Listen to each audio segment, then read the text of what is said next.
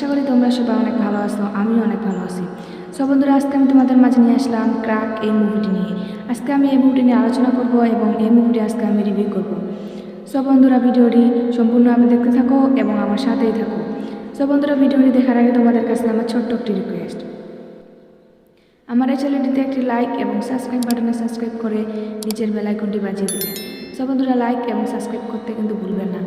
So বন্ধুরা, crack এই মুভিটিতে অভিনয় করেছিলেন বিদ্যুৎ চামওয়াল এবং অর্জুন রামপল।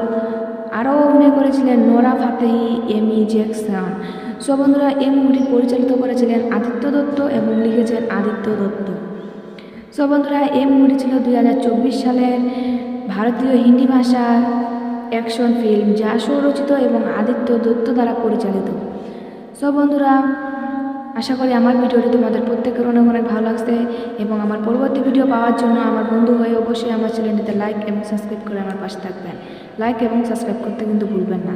ভালো থাকবেন, সুস্থ থাকবেন।